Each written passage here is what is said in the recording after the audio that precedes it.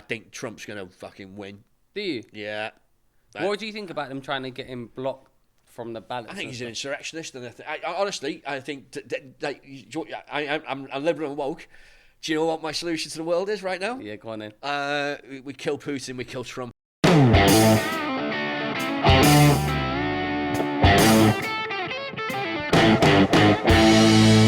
Yeah, another episode of the Three Speech Podcast. I'm the mad lad of Jihad of the day. I'm joined by a very special guest. It's a comedian, promoter, coming to you live from his own personal recording studio podcast. Let's start that again. Yeah. It's again. Oh, can we leave that bit in now? Just fuck you. From his own podcast recording studio, live at Hoots, it's Mr. Rick Molland. Welcome to the pod. Hello, how you doing? I'm all right. So Rick Molland, for those of you who don't know, is a comedian, promoter. As I said, he owns a comedy club, Hoots, which is a new comedy club. Used to be the resident MC at Monkey Barrel, but was ousted when he started his own rogue comedy club in Edinburgh. Going to chat to him about your time in comedy, your history in comedy, what you've seen, the challenges, differences. And also, I think you and I, we both get on, but which is unusual. Which is unusual. Because, like, loads of people fucking dislike me and you.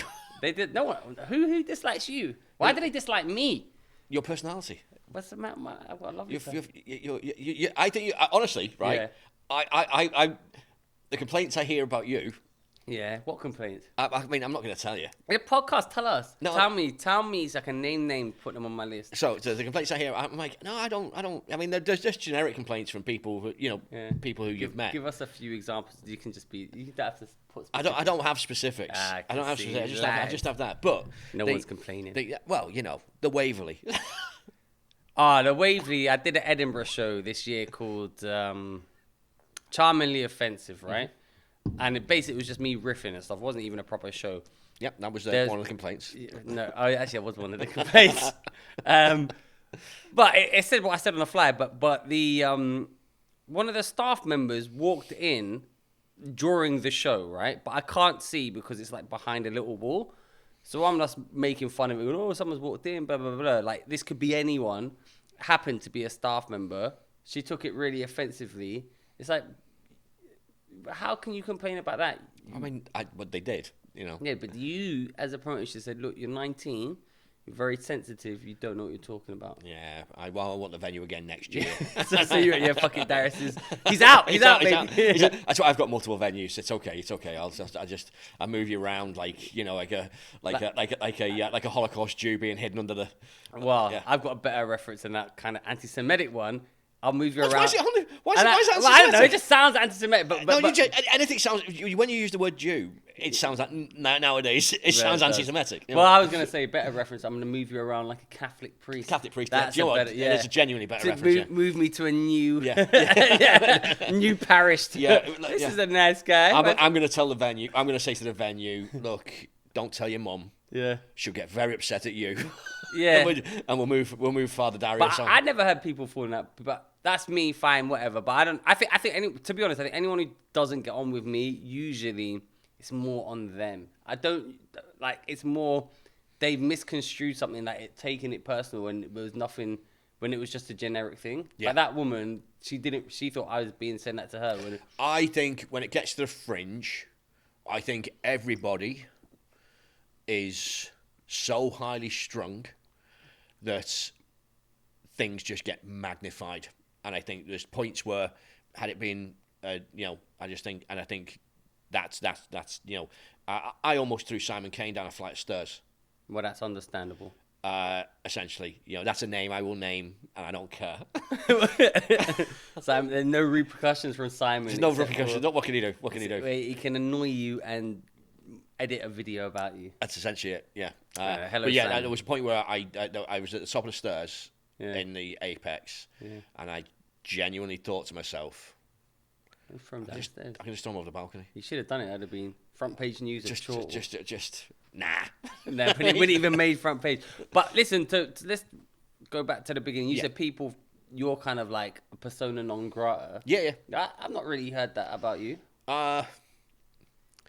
Yeah. So I think I Like, you've never been cancelled or banned or anything like that? Almost cancelled. Well, tell us. Almost cancelled because of a... do you remember the year of COVID? When... Do I? Yeah. I remember the year of COVID. When there was the... We were doing we came back and did like that weird fringe. Like, it was a mini fringe where people were... so you got... You know, it was like we were coming back, but we weren't quite... Everyone wasn't fully back. Yeah. I stupidly just... Because, like, there was a lot less... Like, people don't know who I am, right? Yeah. You know, I kind of operate... People, I kind of, even though I run venues and I do... For a comedian, I'm quite broad spectrum in terms of the stuff I cover. Mm-hmm. But people don't know. However, there were so few comedians around that at that point, I remember, I think I did an article for Chortle. Not an article, I answered a questionnaire for Chortle. Mm-hmm. And in that questionnaire for Chortle, I got asked the questions. I got asked the question, what did you think of Zoom gigs? Yeah. And I responded with just... shit. Zoom gigs are terrible. Yeah. No one likes them. Mm-hmm. No one likes doing them. And realistically, no one enjoys them at the other end. They're just a bad product. It's like not what... Comedy's evolved to be Zoom gigs were objectively awful all around. Why would you watch a Zoom gig when you could watch every single comedy special in the world ever? Yeah. And it's like, they were terrible. Yeah.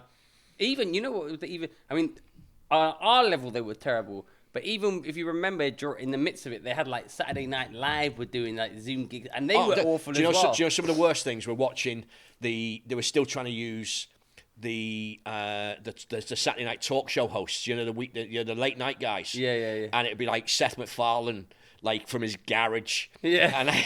And it was shit. It was shit. It was Trevor Noah Trevor Noah in hoodies from his living room with his TV. And it wasn't from their actual living rooms. It was from their broom fake cupboard. Mate, there's nothing wrong with something that looks like your living room. Yeah. So I honestly, there was nothing more to it. Like, I thought it was such a simple answer. Zoom gigs are bad. Nobody likes doing them. Glad live gigs are back. Right. And Steve Bennett put that out as like this headline thing. Steve Bennett is Chortle comedy website. Steve Bennett, the editor of Chortle, just for the listeners. That's the nicest he's ever been introduced by a comedian ever. I don't mind Steve Bennett. I never had a Leo doesn't like him. Well, actually, I don't know if Leo does like him. We met him. Leo slags him off, but I never have a problem. Because of the London Scotland divide of like how things are, he doesn't give a fuck about anything up here. Yeah. So I've never really been on his radar that much. But I can't. I've tried connecting. I've tried talking to him, and I just find him. Well, he's the Simon Kane of comedy. The Simon Kane of comedy. I don't mind Simon Kane either. Yeah, and but he basically put his Twitter thing out and it was just, Rick Molland says, yeah, Zoom gigs are bad, nobody likes them. Yeah, and over the course of about like 15 messages, Twitter changed that into Rick Molland wants to stop disabled people seeing comedy. I mean, you do want to do that as well. Hey, I always operate upstairs and downstairs. That's right. This venue is in the upstairs of a former strip club. There is no accessible entrance. And it went mental. Actually, I remember this. I think we actually spoke about this on the pod, maybe at the time. Really? I think we did, because if I recall correct, in fact, I'm 100% certain I did. If I recall correctly, was it not Corey Shaw? That was one of them. She banged onto. In fact, I remember this now. I think we did discuss this on the pod. She was the one cancelling you, and I just went through her on Twitter. There was a moment. So what happened? It was amazing. I think she said, I can't remember exactly what she said, but she said like disabled people exist, right? I think so. Mark Watson got involved and was like, comedy gigs. Zoom gigs are great for disabled people, all this kind of thing. And I was like, man, even disabled people don't like Zoom gigs. No, I mean, and it was just like, it was like, what? So what you're arguing for is some sort of segregated future where able-bodied people go into the clubs and the disabled sit at home where you don't have to look for them. Like, do you know what I mean? And I was like, well, if Zoom gigs are so bad, Mark, if Zoom gigs are so bad, why are you? I mean, they're so good. Why are you doing your show at the Pleasance? Yeah. Like that was my thing at the time. And I honestly, I don't give a fuck about Twitter. And the first thing that just when something was wrong was I just got a text message from Phil Nicol going, "Don't worry about it, mate. It'll be okay." Well, you're like, what? What? What the fuck? I was like, what the fuck? And then like Elliot Steele got in touch, and like you just kind of go, and it was just like, oh man, I'm so sorry for what's happening. I'm like, I don't know what's happening. What happened? Like, what was the actual happen? Just a Twitter pylon. So basically, it was a Twitter pylon. So it started. It's one of those things where you just go, you know, when something catches fire, that you go, I didn't think that was able to catch fire. It was that kind of thing, and I was like, and then people just started telling you, don't look at Twitter. But you know what? You know what happened, right? At that time, if you recall, and actually subsequently, we'll get into this. People lost their minds, right, on both sides of the divide, right? I think you've got a lot of people who had been sitting on things like Discord and thinking that because we weren't conditioned back into the real world, we were coming out of it. And so you've still got people who are using things like Twitter thinking that their opinion fucking matters. Do you know what I mean? Well, not even that. It was like, and also it was like, there's still, even there's still people who like cling to the COVID narrative, right? But even then, they just it was still so close to them, they couldn't accept that other people could go out and live their lives. They didn't want to cede that control. Mm-hmm. And by you saying, which was kind of like an ambivalent statement, yeah, obviously Zoom gigs were a necessary evil at the time if you wanted to do them. But now real gigs are back. It's much better. Yeah. For them to kick that off, it was them saying, we should be still locking down. We should be protecting we should be social distancing. And as we all know, so this is what we're going to say right at the start, is that you and I get on, but we disagree on quite a lot, right? I would say, I consider myself liberal, but compared to you, I'm not, right? Yeah. Like, so you're more left-wing than me, but, you know, like all that, it's now obviously, we both agree now, social distancing didn't work, masks didn't work, the vaccine didn't work. We all agree on that. So, okay. You agree social distancing didn't work? So here's the thing. You agree that social distancing was fake? Don't argue like you're on fucking GB News again. I am arguing. Because it's like I'm not like there's no way. Right. So here's the thing. There's the point. The problem. Have you read the news today? No. Okay. Good. Continue. But the problem with that argument. But just on social distancing, do you think it works? I think it was based in science. Right. No. Right. So what I think was that. We were operating with something we didn't know, and I am not anti-science. I am. Yeah. Okay. Really. Well, do you want to turn your mobile phone off? No, I'm not anti-mobile phone. That's science, mate. No, it's not. It is. That's mobile phone. No, it's not. It's science. Mobile phone. Genuinely, the reason I'm bringing up social distancing, I'm luring you into a trap. Fair enough. I was aware of that. Yeah.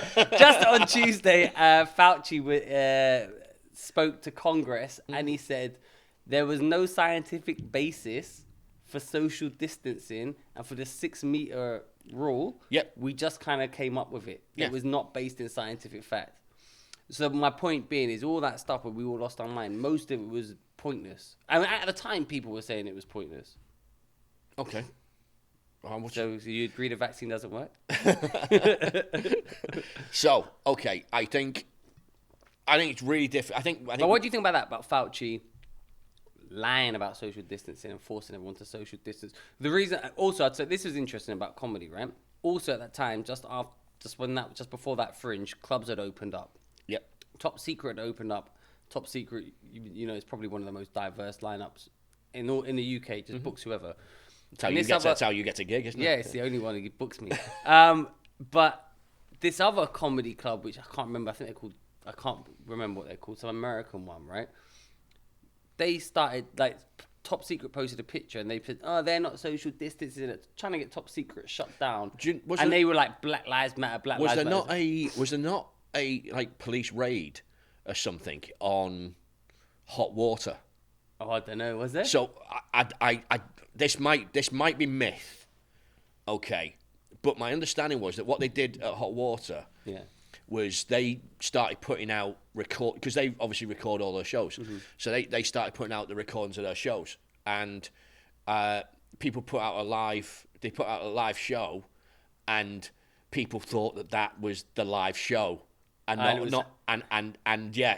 were like, and there was like the police got involved, and like someone grasped them up saying that there's loads of people in fucking hot water. Yeah, and it's like that happened. That was filmed last year. Yeah, a lot of the gigs I run are like are socially distanced anyway, so it's not a big deal. That's because you care about the community. I do. I'm sorry. That's how pro COVID rules I am. I still maintain a very, very select, bespoke audience. But well, anyway, the whole point of that is, and that all that kind of narrative is unraveling regarding COVID. But that wasn't a cancellation. Okay, so you say narrative, okay, but right, you've also got to look back and go. I think people make, for the most part, right. And I'm not going to get into fucking Tory contracts, which I think's the great scandal. That's Michelle Moan. Yeah, that genuinely that for me is that this amazing post office scandal.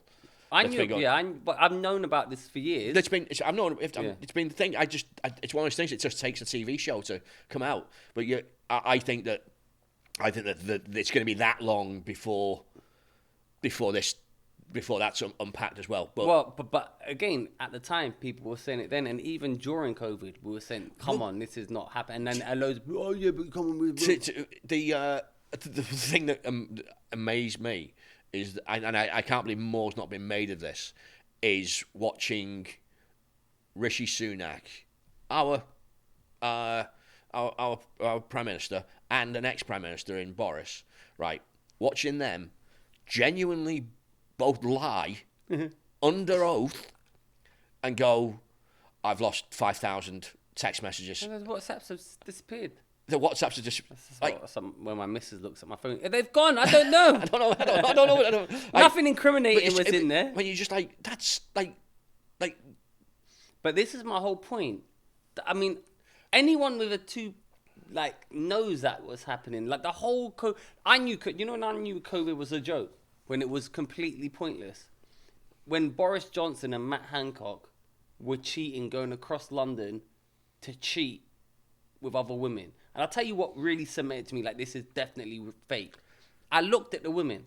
That was not death-defying pussy. That is not risk my life pussy, right? Okay. There's some women that are so fine, you're like, you know what?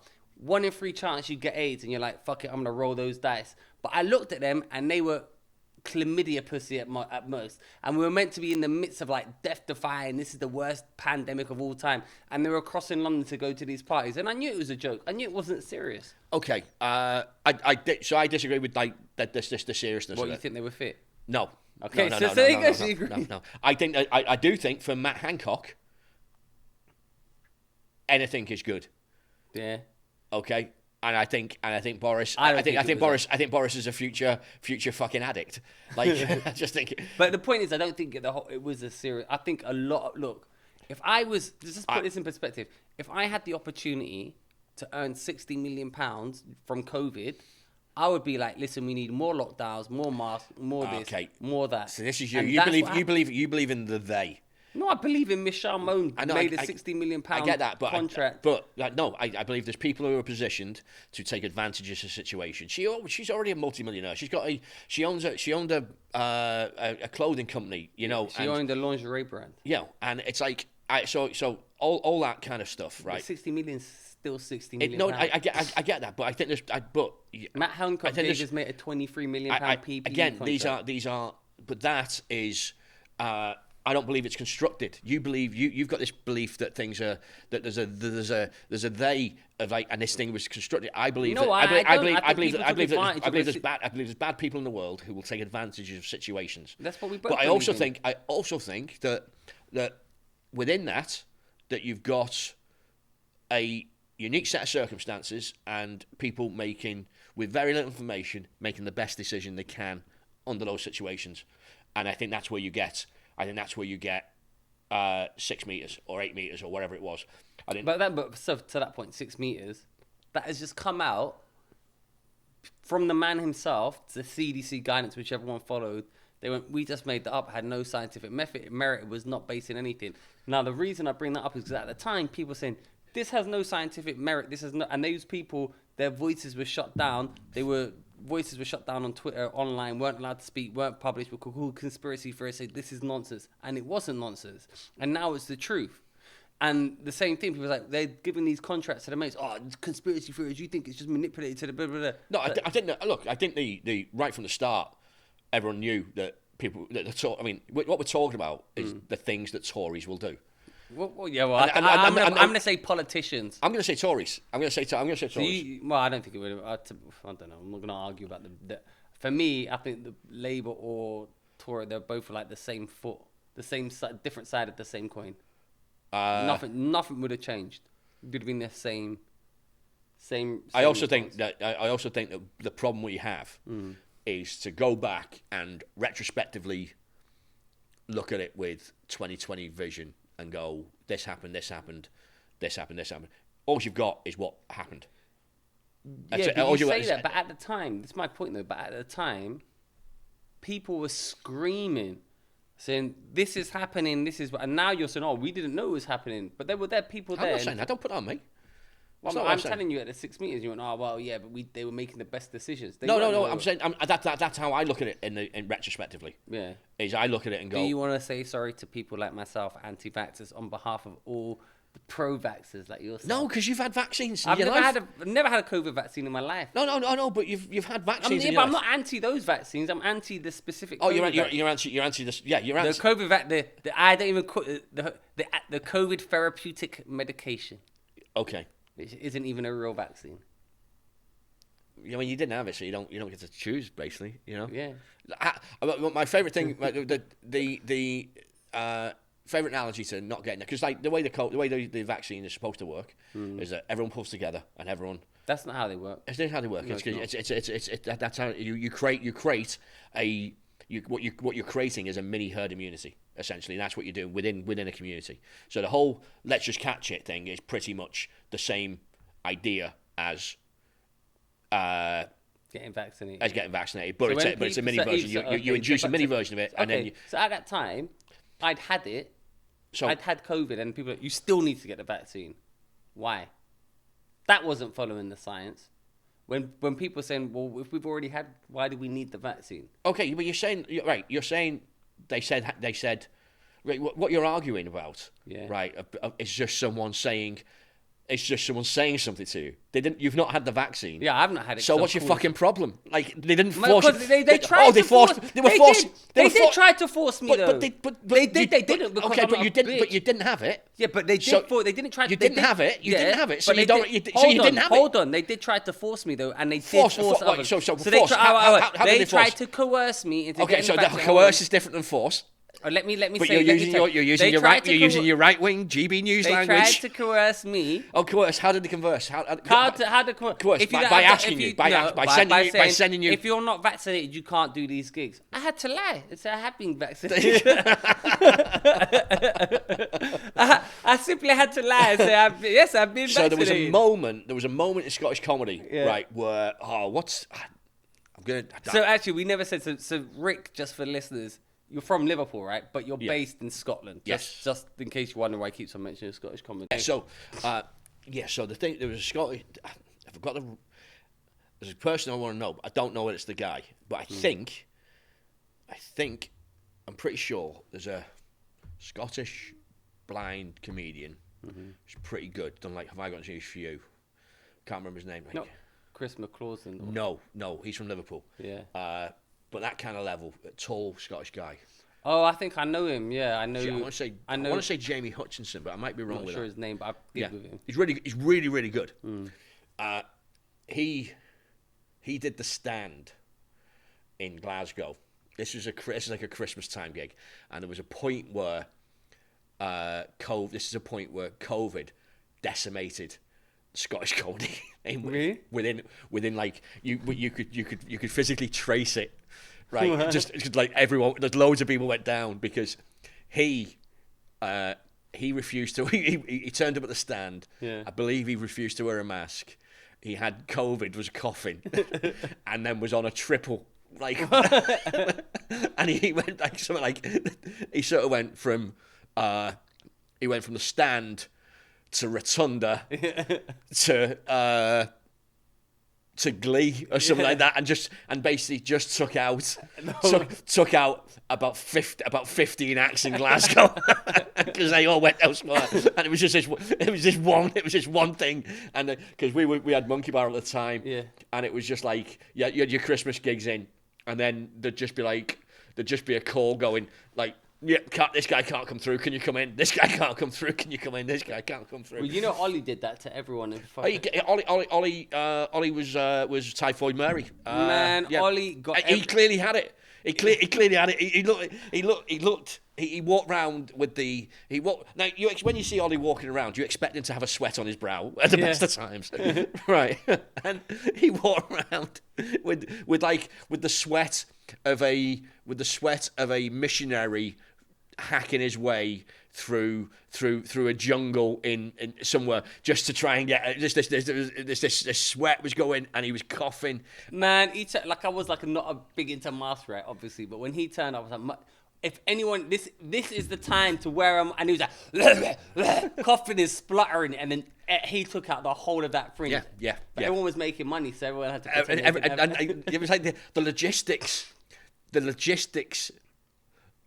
of cancelling those gigs whilst you would have COVID is mental. Like if you're feeling ill, the logistics are trying to, what do I do? How do I do this? And then, because everybody sold out for the entire run. Like there was acts who, Richard Postford sold out. Right, Richard Postford turned up.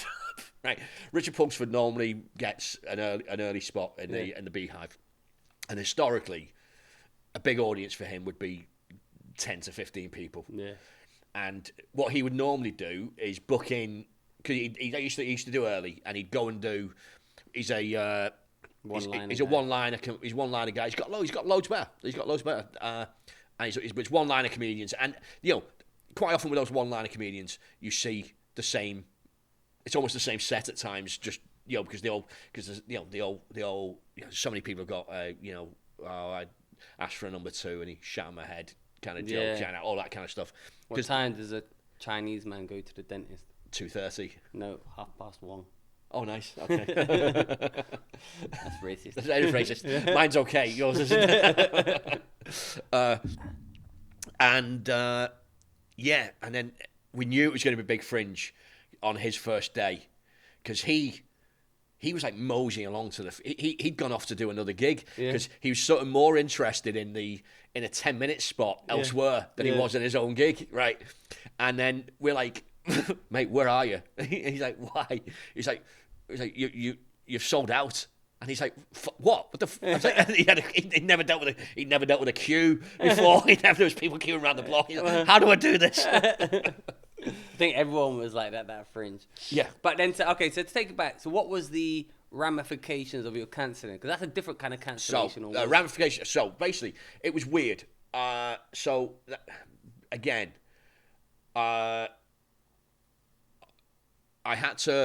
so much on that Fringe. You can't take it apart, basically, because that happened. And just so they all know, so Rick runs the Scottish Comedy Festival, and that's what you were running. So he books all the gigs, he's got all the venues, all the comedians go through him, and that's why he had so much on. Now that Fringe, and he's doing shows. Yeah, doing three shows. Like minimum 3 shows a day, and dealing with the fallout of other acts and stuff like that, and so that Fringe, there was something nuts about the way the Scottish government let that festival go, because there was like a change. I don't know if you remember this. That there was COVID rules up until the last like for the first weekend of the Fringe. So, yeah, then it got bigger or something. And then they changed, and it was like, well, just it's the biggest fucking arts festival in the world. Just change it on the Thursday, you pricks, right? But they didn't. They so you basically had to do the first weekend under strange COVID rules, and then they were dropping it. So what that meant was I essentially had to do 2 different Fringes, because the first in the Beehive, the first floor room. Yeah. We weren't in the room we were normally in, because we had to socially distance. We had to go into the other room, and you had to provide table service. Oh yeah. And things like that. So I had to work out how to do table service, how to do this, and then we did the first weekend and then shut down for 2 days while I rearranged the rooms. So I basically, as that was hitting, I just had so much on and so much to worry about that this was just one more stressful thing. And the lowest point was sitting there. I mean, it was quite funny when why it went big was, I think Mark Watson wrote something about it, and then like it was retweeted by Dara O'Brien, and then like I think Sarah Millican maybe had done something, right? So then. And these are people I kind of sort of know but don't really know, and they were just everyone's just commenting, the pile on, and it just went massive. And then so I'm sitting there doing the I'll have a read, and it's just I'm just getting abuse from people I don't know, and then I've got friends like Eddie Brimson, who's like thinking it's funny. Yeah, it was funny. To kind of go, yeah, and then adding it in, and then there's like, so then I'm like, oh, it's going away, and then Eddie Brimson would tweet it, and Fred McCauley would jump in, and I'm like, it's just like this. But nothing actually happened, though. Just it was a. No, nothing actually happened. There was no. It was one of the things. But they would have wanted. They did. The intention was to try to get you somehow blacklisted or marker put upon. Had I been an act that people knew, I think it would have been bigger. But it was weird especially for people, because the thing is, it wasn't even something I like said. When you look back at the source, and when you've got the likes of a Dara O'Brien doing it, who is the science guy, and and you'd kind of go, just fucking do a bit of research, mate, before. But it's just that retweet culture. It felt, look, there's that, the famous story of the woman whose life fell apart in transit when she was flying. Oh, I heard that one, but remind everyone. So it's in John Ronson's book. He did a whole thing about like people who've been cancelled for these reasons. It was the first thing I ever saw about it. And she said something like, she's in America, and she's flying to Africa, and she said something like, flying to Africa, and then says something like, hope I don't catch AIDS. Man, good joke. Right. It's racist. But it was done. It wasn't done with a race. It was done in a kind of like ironic thing. But the problem with irony is that there's no fucking emoji for it. Yeah. It can't. There's no. And that she just tweets that, and then she gets on a plane, and by the time she's out and landed, like 10 hours later, it's gone viral, and she's fucking lost her job. Yeah. And stuff like that. And you go, yeah. Do you think we passed peak cancel culture now? You think it's still... it seems to me we don't get as many of those kind of like... There was like... Just around COVID time, there was a peak of everyone just piling on. But again, I think that's people bored. I think it's people bored at home. I think it's mob mentality. I think that what you get... It's like watching, you watch the London riots. They don't happen every... I went there. Yeah. I didn't. But you watch the London riots, and there's a point where it becomes...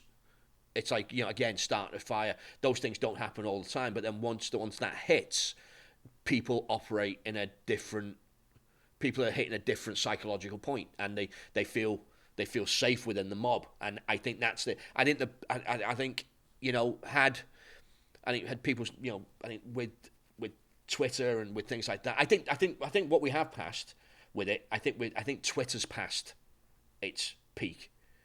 I think that's one that will go. I think it's got 15 years left, and then it's about a mere 15 years. No, but it is in the space of things. It was you kind of because everyone thinks we spend our lives thinking that whatever's happening now will be here forever. We don't we kind of. I mean, Facebook's definitely on the way out. Well, Facebook's on the way out, and there'll be a new there'll be. Well, TikTok's probably the one now. Everything. It's always like 5 years, so you need a new generation, right? And there'll come a point where the next generation will be like, "Oh, I'm not using TikTok. My mum's on TikTok." Yeah, that'll happen, and that's what happened with Facebook, And it's like everyone thinks it's happening with TV in a way. Do you know what I mean? Because we've got a new way of finding TV. I mean, no one's watching TV anymore. Yeah. I think there's you've probably got people that do, but it's like I think that now that we've got TV in our hand. Do you know what my theory for why no one's a part of my theory that I think why no one's watching TV anymore? Because TVs themselves are now so difficult to use. Used to be you come in, press BBC One on your remote. Now you come in, you turn your TV on. Bam! It's got some stupid welcoming screen with adverts for like Alexa, ITV player, this or something. Man, just show me the TV, and because it's so overwhelming, people don't watch it. So then, the way they watch TV now, if they watch it on TV, it's a thing where they think, "Oh my, I'm sitting down to watch something specific, so I'll Google it on Netflix or whatever." As opposed to when you used to come back, let me see what's on TV. I like the change of TV. Like as a kid, I was the kid who would. I learned to pirate my first video. I love piracy. I love it. So I kind of got into. I got into film. I'm massively into film. Mm-hmm. Favorite film? Old Boy. Old Boy. Yeah, Korean version. The original Korean version is an incredible film. What else? Top five. Top five. Top five's difficult, but probably top three. Then so Old Boy. I'd probably throw. Probably sort of Fight Club in there. Yeah. I love favorite Western is probably Once Upon a Time in the West. I've never seen that. It's an amazing film. It's slow. It's slowly paced, but it's an incredible payoff at the end. But you like Sunset of a Dead Mind or something? The Coppola film, that new one. The what? Starship of a Deaf Mind or something. Sunflower Hill Mind. Are you having a stroke? What's that film called that just came out from Coppola? From Coppola? The new one. It's Priscilla. Isn't it? Sophia Coppola's just done Priscilla. Not that one, the one before that. From the guy who made Godfather. Oh, right. Starship of a Dead Mind, Sunset of a Do you mean Killers of the Flower Moon? That's the one. Okay, it's not Coppola. That's Martin Scorsese. Same thing. You knew what I was talking about. No, I actually didn't like. I didn't like Flowers of the Killer Moon. I thought it was. But that's one of the changes. This is one of the changes that's happening. Is that's. I found it really oddly paced. It's really slow and it's plodding and it's overlong, and it's good performances from DiCaprio. But it's funded by I think Apple TV. Apple TV are the idea of a 90-minute movie is that it's 90 minutes and you go and see it, and then there's another level of popcorn bought because another 90 minutes you get more films in throughout the day. It's the idea of the 90-minute movie. It's 3.5 hours long, right? So, but they don't want that. Its biggest life isn't going to be in the cinema. Its biggest life is going to be on a streaming service. Streaming services are just looking for eyes on the product because people can pause it to go and live it. Whereas, so in the movie, it doesn't work. So that's why The Irishman's really fucking long. And, Is that the one where they aged up or aged down? The amazing thing with The Irishman is, and no one had a problem with it other than me, and I've moaned about this so much, is that they refer at the start of the film, they're referring to Robert De Niro as the kid. Yeah. and he's like 55, and it's like they're just like they start old as fuck, and it's like it doesn't look like a 17. It's not taking him back to. But they de-aged him, right? No, they de-aged him. So some of the I thought I hated the. I remember the de-aging looked okay until he started kicking him. Then he looked really. He doesn't move like a. He doesn't move I know, like. but he looked like I kind of felt bad for him. I thought the de-aging in the Indiana Jones movie was really good. The new one. The new one. The film's terrible. That's you know why? Why? Because it's woke garbage written by Phoebe Waller-Bridge. It's not. And it's the biggest. Yeah, it is. It's not woke. I mean, it's not. You're devaluing the word woke. There, it's just garbage. It doesn't need to be woke garbage. It's just garbage. It was filmed like, let's get Phoebe Waller-Bridge in to go. She'll write it. She's the voice of a generation. Absolutely, she'll be a hero. She's a working screenwriter who got a job. That's all it is. Dog shit.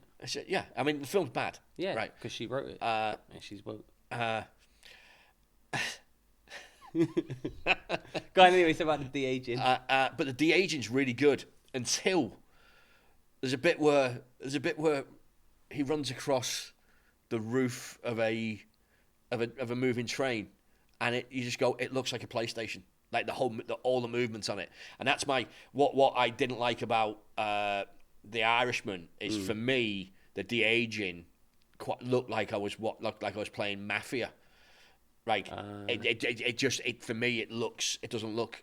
I think the problem with, if I'm being honest, problem with cinema today. One, I think there's too much like they're not doing stories to be stories. How can we fit this diversity quote or whatever?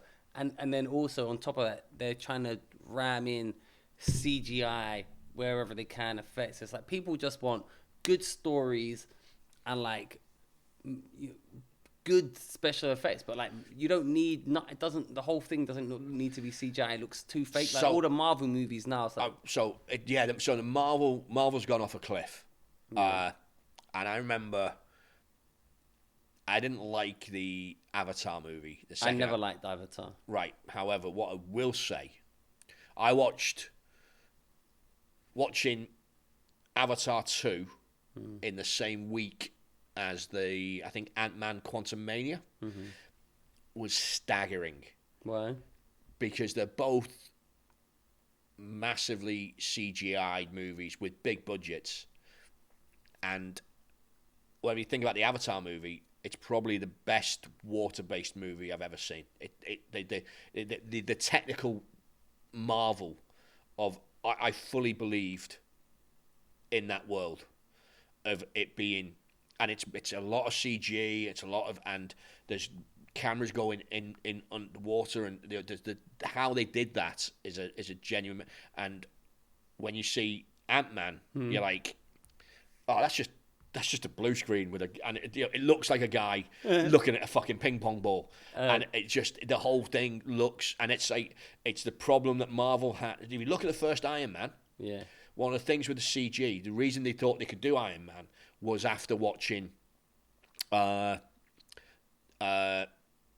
Transformers, because what they've worked out is how to do CGI metal well.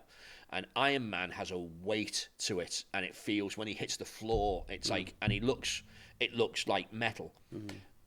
When they where Marvel sort of started going off a cliff is when it's getting into space and when it's getting into the quantum realm and all that kind of stuff.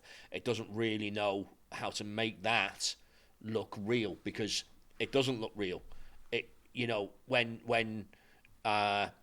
when Doctor Strange is running through these worlds, it looks like 1980s AI generated artwork kind of stuff, and so because it's not real, it doesn't look real. But when you look at Avatar, they're managing to make you believe that world. So Avatar looked good, but was rubbish. It's not. It's just okay. It's just. People love Avatar. I've only walked out of 2 films in my life. What were the films?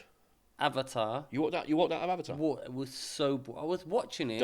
Everyone's like, why are you cheering for the aliens? You're human, you morons. Why are you cheering for the trees? Get the fuck out of here. I was cheering for the humans. Just kill this forest, baby. Kill this forest. But it was boring. I legitimately bored. And I think Juno, I walked out of.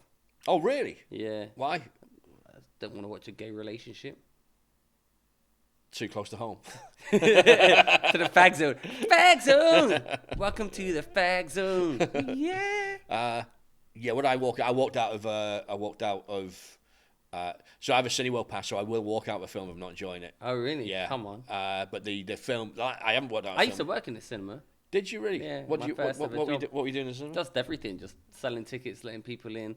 And I would sometimes, if a film was I feel busy, like it's a sitcom there, is sometimes people would come in and be sold out, and there's any tickets left out. No, it's sold out. And I went, pulled out like a 20 quid note. Oh, Really? I've got. Do you want to hear? Have I told you the story about my one of my cinema experiences? No. Right. So I went to watch a film. What was it? I can't remember. It was called Dream Something with Nick Cage. Yeah. It's an okay film. Right. So obviously, this whole room is where we are is a new venture. Right, so we're building it. We're taking over a strip club. We're turning it to a comedy club downstairs. We've got the podcast studio upstairs. There's a lot of crap lying around. All right, so we had a show on. Have I told you this story? Yeah. I just over there on the sideboard one night happened to come across the most frightening fucking rusty knife I've seen in a while, and I just thought, it's not a good look. It's not a good look in a comedy club when there's comedians around. So I went, I'll get rid of that later. I'll put it in my bag and do it. And then I forgot that it was in my bag. Yeah, you carrying a massive rusty Carried machete. a fucking huge rusty machete knife. Yeah. Right. And then about 3 weeks later, I go to the cinema and go for something to eat, go to the cinema, and I leave my bag in the cinema. And then I don't realise till later on. So, and your laptop. And my laptop was in it as well. Yeah, laptop was in it as well. Yeah, MacBook Pro. Right. Yeah. So like the laptop's a couple of grand. Do you know what I mean? So it's like, and so basically I'm panicked. The next night I'm like, oh fuck, I've left it somewhere. I don't know where it is. So I'm up early the next day and I'm out and about trying to find it. And I'd been to about 4 places where it could have been for food, been to these. And so I have to go on this mini little journey. Yeah. And I finally go to the cinema and I speak to the girl. She went, I'll go and get my manager. I'll find out for you. And then the woman kind of, when someone's body language is weird and they walk past you and they go, and I'm like, right, okay. So she walks past, the girl who'd gone to get the manager, walks past and goes, my manager's coming. But just is really weird with me. Yeah. And I'm like, what the fuck's going on? And then the manager comes out. They found child porn on my laptop again. I was like, oh man, what have they done? What's on the laptop? Right? And I'm like, okay. And the manager comes out and she's like, hello, Mr. Moore, we do have your bag. I'm like, okay. And she went, but it's Cineworld policy to look in a bag.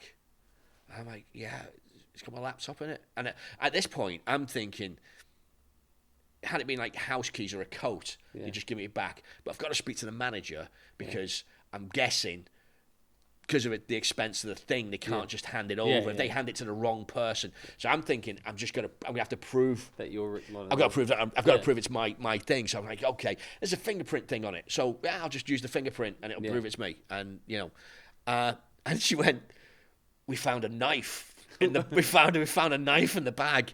And I'm like, what? There was a knife in the bag? And I've forgotten it's there. Yeah. And then I'm like, oh, right. Oh, my knife. And she's like, and it's against Cineworld policy to bring weapons into Cineworld. And I'm like, I know, it's fine.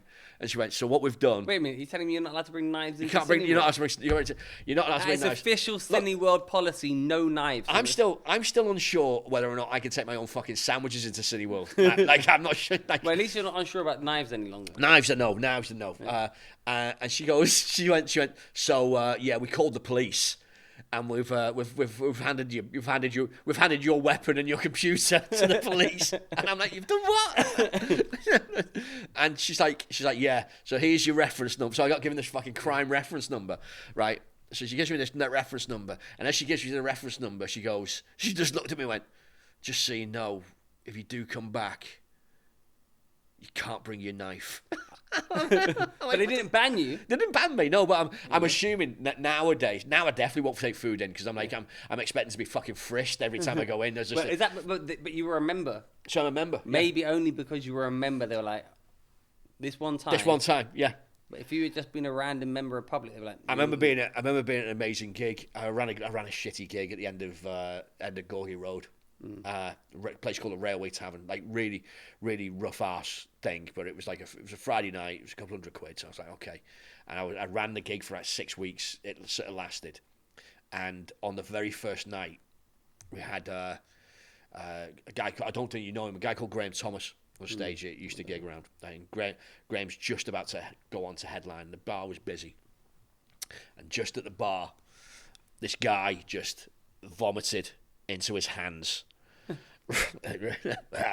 and then walked out across the stage, dripping sick all over the place. Dumped it, and then walked back in, just wiping his hands on his thing.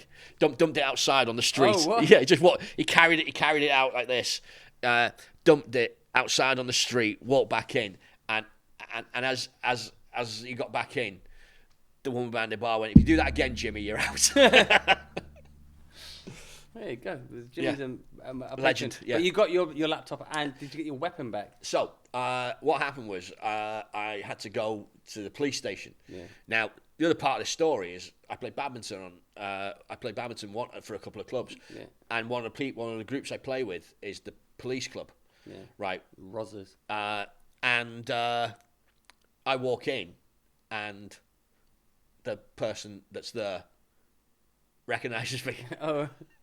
I'm like, okay. So I then have to have a moment where I'm like, right, here's the thing. I'm explaining to this woman that, well, did you get your knife? Did they give you the knife back? I said keep the knife. I you? didn't even ask for the knife back. It was not my knife. I was going to get rid of it anyway. Yeah. But I'm like, so I have to walk in and go, no, here's the thing. I have recently bought a strip club, and and they give me the computer back, and they give me the computer back. I was like, that's all I want to know. So what? But anyway, so the question was though, yeah, what films have you walked out of? I haven't walked out of film in ages, but the one I remember is the second Transformers movie. Oh really? Oh mate, why don't they just make? You're a movie guy. Why don't they just take the 1987 animated original with "You Got the Touch," the greatest movie of all time, Optimus Prime's death, most traumatic death of any child, and just make exactly that film, same soundtrack, same everything, but live? I don't know. It'd be great. Well, they're looking for franchise stuff, I guess.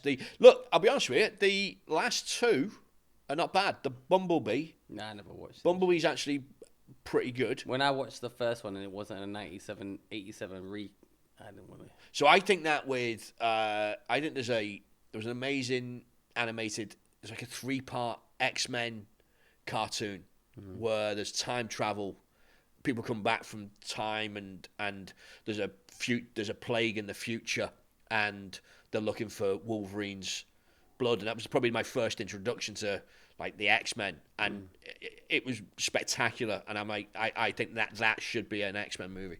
Is that not Days of Future Past? Sort of, but not really. Yeah, there was people from the future. There was people, That X-Men cartoon series is really good. I know the one you're talking about, the main one. Yeah. Yeah, it was like serious. It was like, it wasn't quite manga. It wasn't like manga films, but it was like serious. But you watched that at Transformers too. Oh mate, yeah, it was so bad. Like genuinely, I was like, I can't watch this anymore. My overriding memory of Transformers is Transformers: A Ride at Universal Studios. Oh right, okay. That's quite good. I enjoyed. I went to Universal Studios. I quite enjoyed it.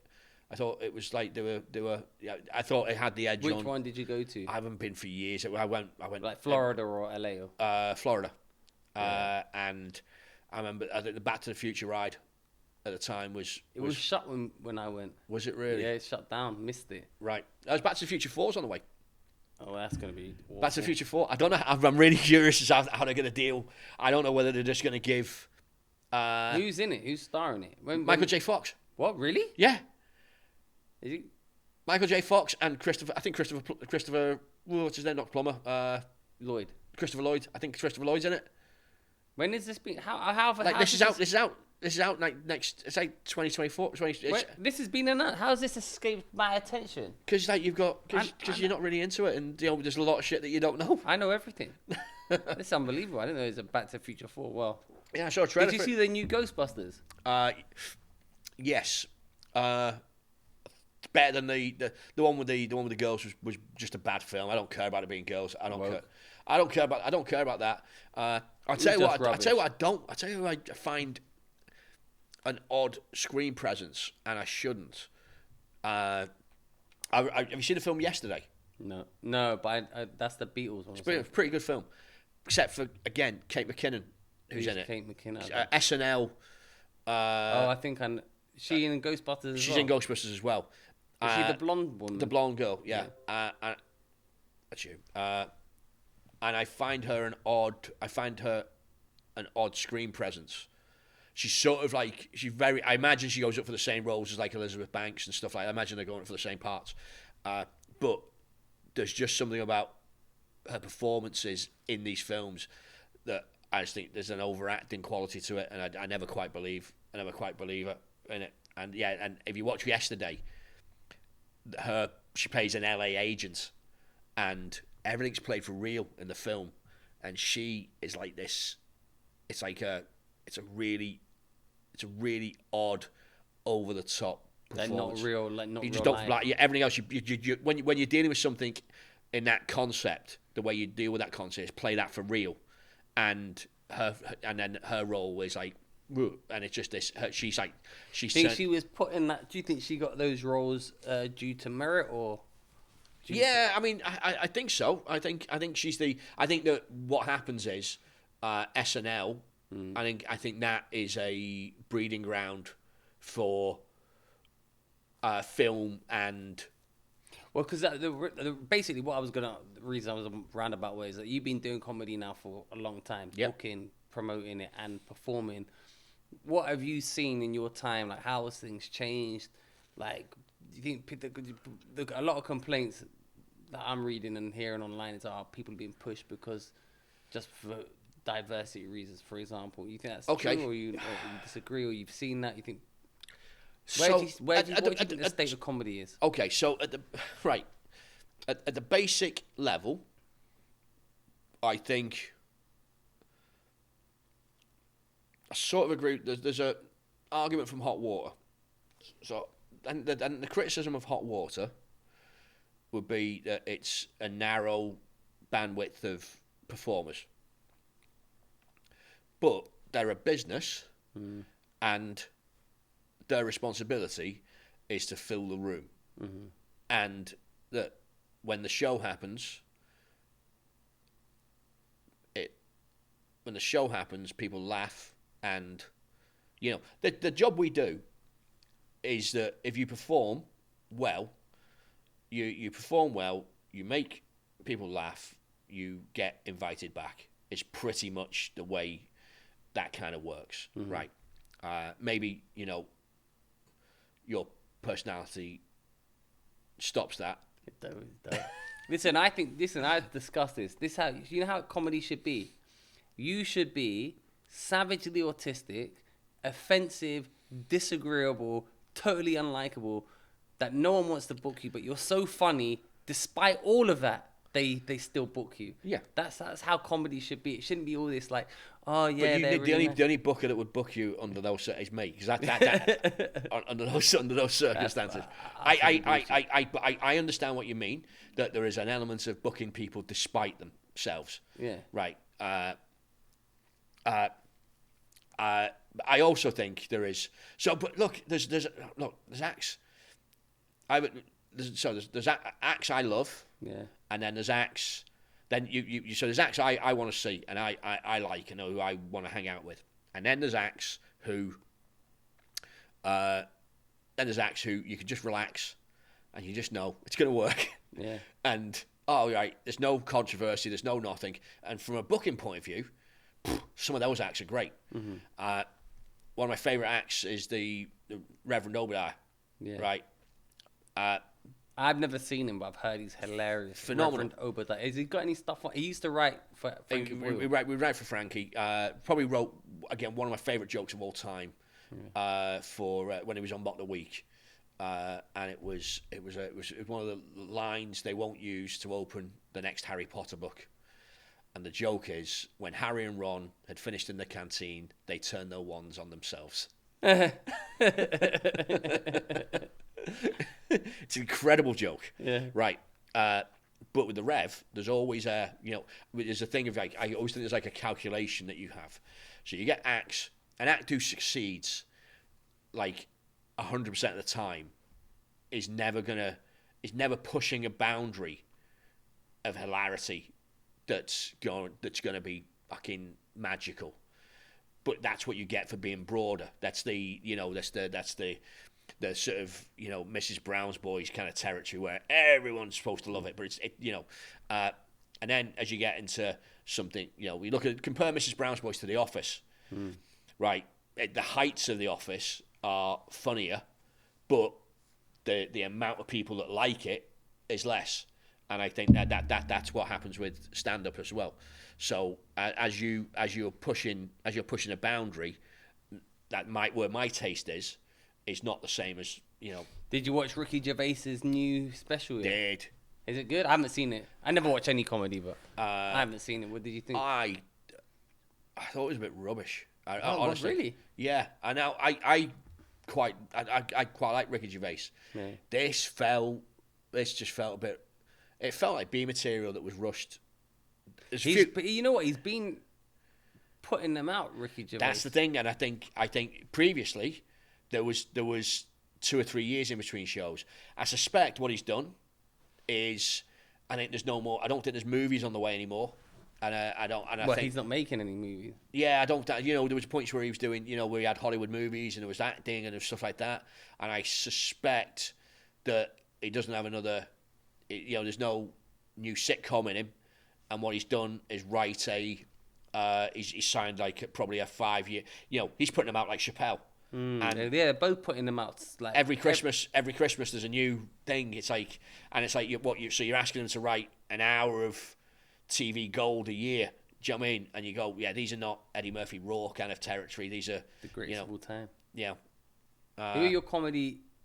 My comedy influences: Eddie Murphy, okay, Dave Chappelle, yeah, Chris Rock, Bill Bailey, Flight of the Conchords. Yeah. Oh, Mitch Hedberg, right? Okay. Who are yours? Bill Hicks.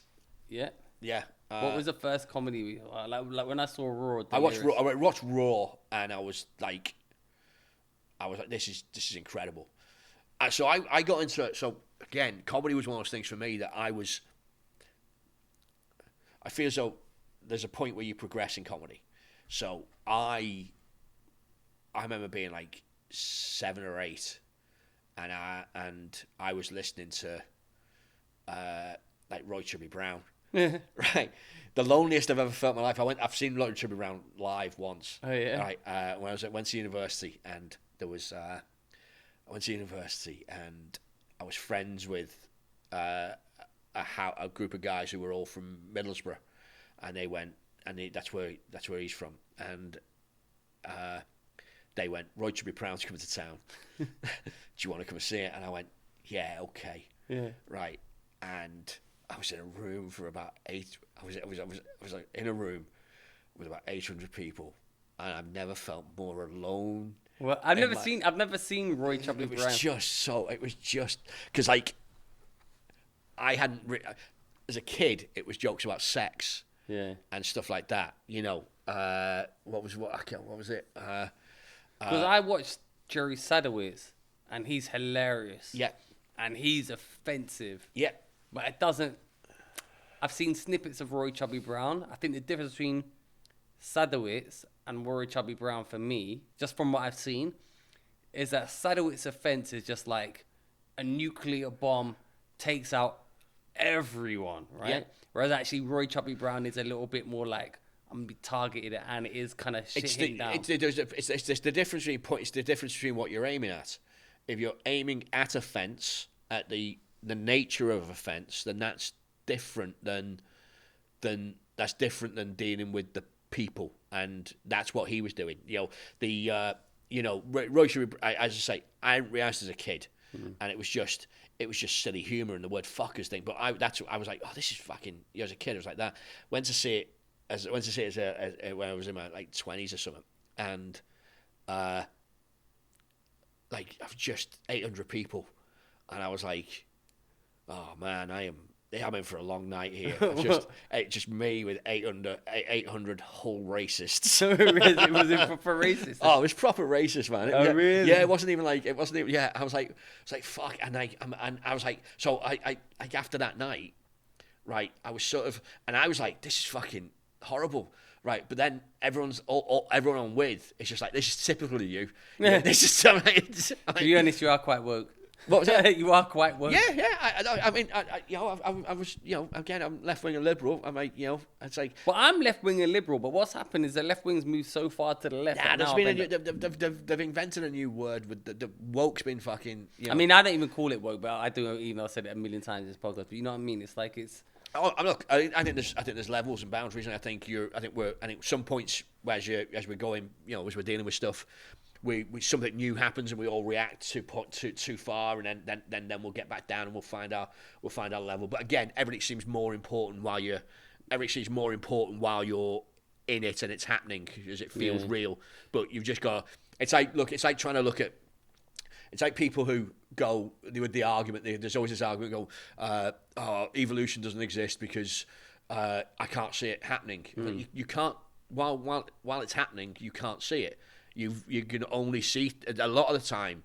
You can only really appreciate things when you have distance from them, and then you can actually see the trend of what it's saying. And I think that's where we are. During COVID. I think especially during COVID. But I think the woke thing is like, I think when we look at this 30 years down the line, it'll be a little blip on a thing. Listen, we've been going about an hour now. Yep. Beginning of 2024. This is what some predictions for 2024 before we end. I think it's important. I genuinely think it's a massively important year. Yeah. I think there's an insane. I think you're going to have.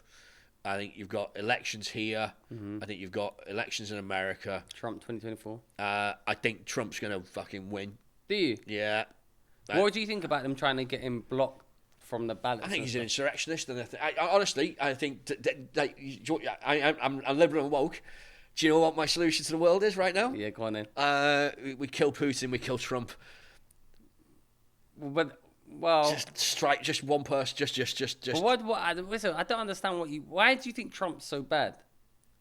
I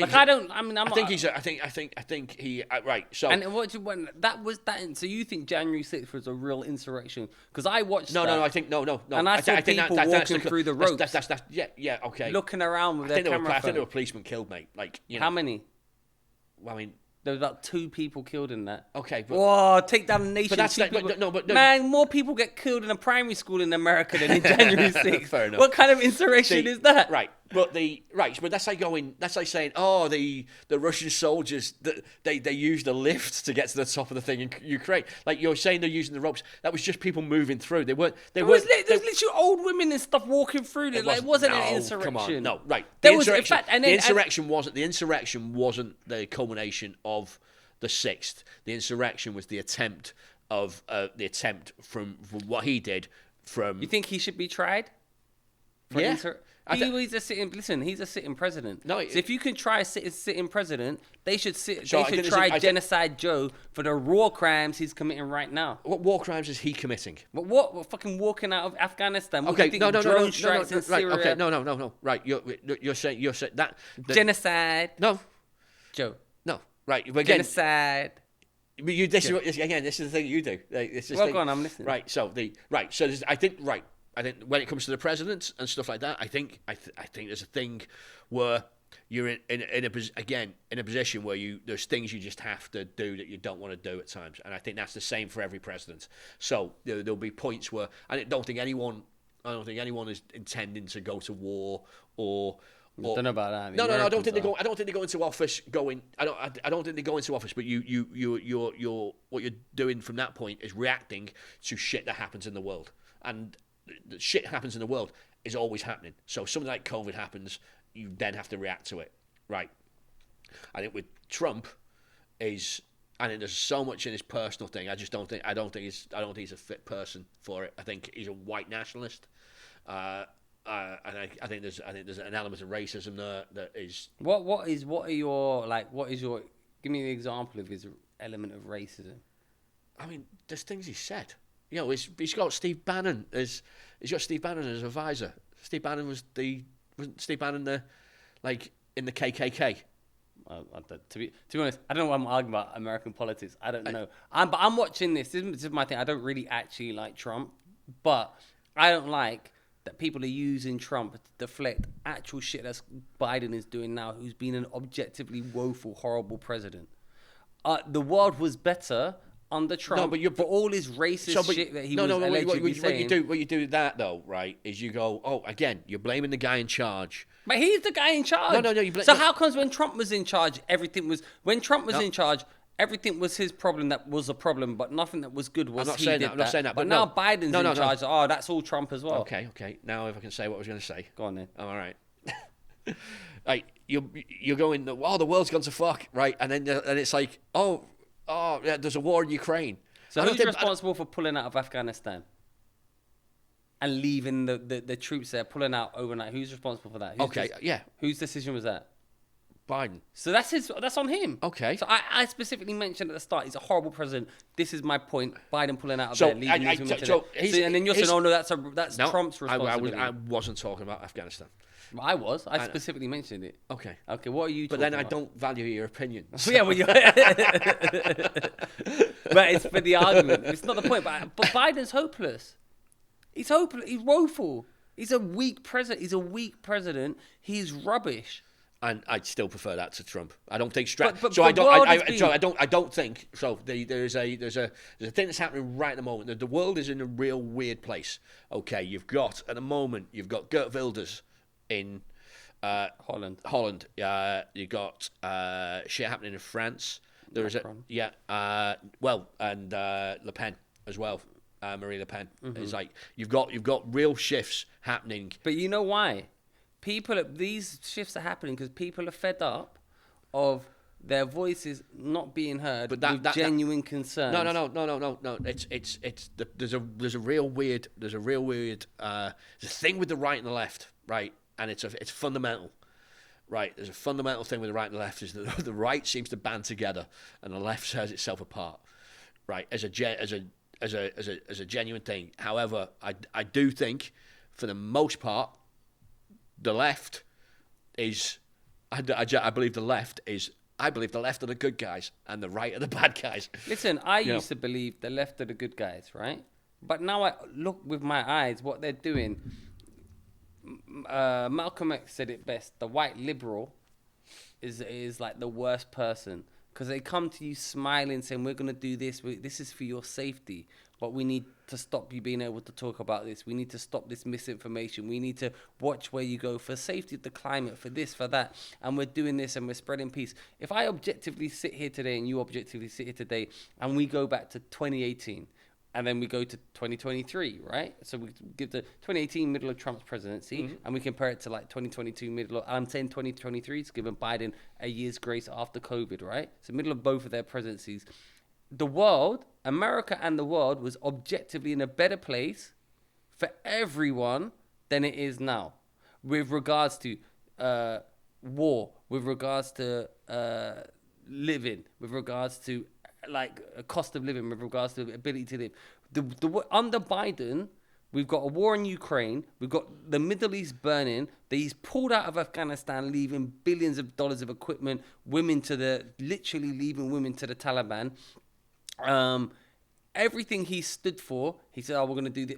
He's objectively a failure. The thing about Trump is he said bad words. I do think right. So, right, I think there's a similarity between him and Trump in that I genuinely think they are both.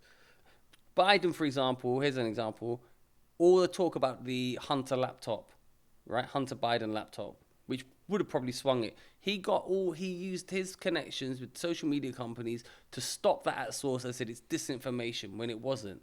That's an abuse of like power. And it's like that's authoritarian kind of third world dictatorship. Okay, all right. So as opposed to Trump, who genuinely said, "I will be a dictator on day one." Yeah, he said that. Yeah, like, but that's the thing. That's a soundbite. There's a difference. I'm not gonna lie to you. Trump says some heinous shit, but they're sound bites. Biden says nice things, but he does the opposite. No. I mean, no. Like you say, sound bites. They are the man. But Biden right now is supporting the bombing of Palestinian children. Supporting that. That is the truth. Okay. Probably a different podcast to get into right now onto I mean, that's persona non grata, isn't it? Yeah, at that point. But he's in support of that.